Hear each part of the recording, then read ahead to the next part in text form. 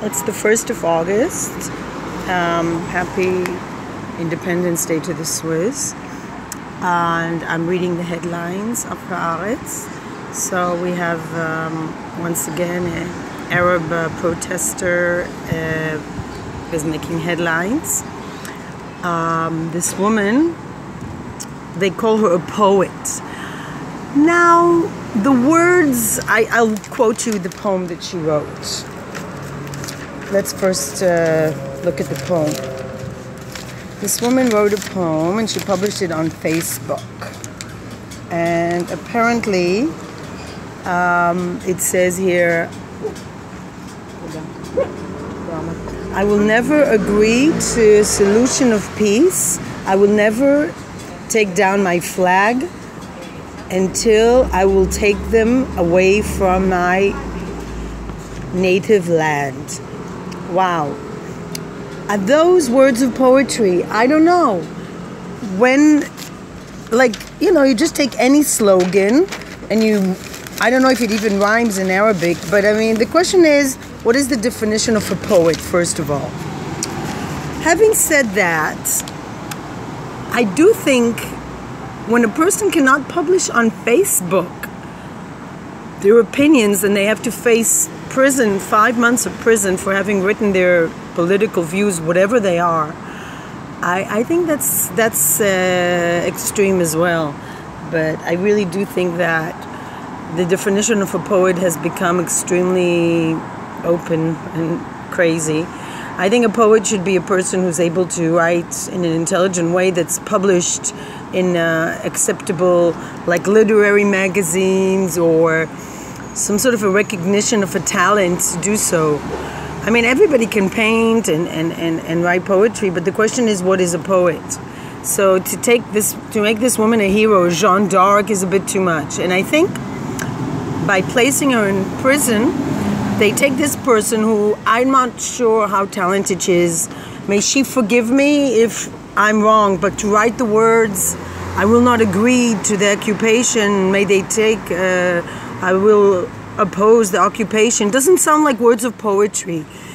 Poetry for me uses subtle means. What I heard from my course in poetry at the university is that you use subtle means. You don't just say, I hate you, or go away from my country, or you're an occupier, but you do it in subtle means. You use metaphors, you use means, and usually poetry doesn't call for violence. So this is my point of view, but I do think it's unbelievable that people should be in prison for having written anything on Facebook except a direct incitement for, let's behead people or whatever. That should be something to deal with, but prison, really? Maybe like a warning, maybe some sort of a fine to pay for incitement, but prison? Then Facebook is talking about still the elections and intervention.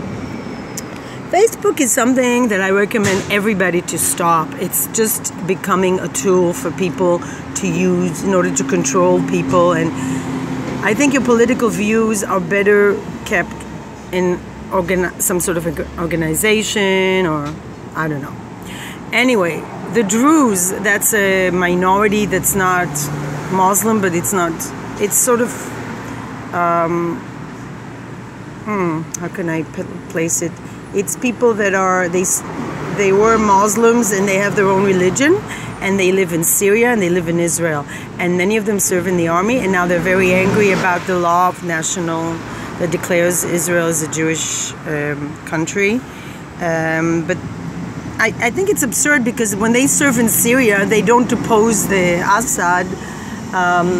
They do oppose them, but they don't say, I'm not going to fight against Assad because Assad doesn't recognize our rights. So I think it's absurd. I mean, when they're fighting in the army, the Israeli army is also protecting their villages, and they really should remember that. Their villages are under threat of terror organizations just as much, because the Druze in Syria are incredible threats. So I think it's a little bit blindness, and I don't see the point. This law, okay, it says Israel belongs to the Jewish people, but what have we said for years? I mean, isn't this Zionism? Oh well. And back to animals, my friends. The penguin, 90% of the penguins are extinct. That's horrible. In between Africa and Antarctica. In the past 35 years, they've gone from 2 million to 200,000. I wish that was headlines. Why are people so ignorant of what's happening due to climate changes? And as long as Trump is in office, we won't know. Then we have Israel doesn't let people out of Gaza because they're close to Hamas. Yeah, I don't know what to say. Then we have the caricature. This is the Iranian leaders, and this is the Air Force One, and this is towards the meeting. And he says, "Do you think he's going to find us?" The editorial is about the poet. I've already said what I thought. Then there's technology again. China. It's always the same themes. They have waiters, robots working as waiters, and they have a lot of expectations. It says there's a lot. They can't really do the job as they wish they would do. They're working in train stations, monitoring trains, identifying people, and again, the IDF has punished a Druze officer for posting on Facebook. Not really. No, I don't like that. And there's the poet in trial. I think even if she really writes badly, she's gonna become famous for this. So that was a stupid political step. Then there's this family who can't they can't become citizens because the father was convicted of theft and drugs. Wow. Now he is eligible to become Israeli because his grandfather is Jewish. This is a family from Belarus. Now, as you know, it's a difficult country. Wow. His grandfather is Jewish, and they're angry he can't become citizen. Well, stay where you are.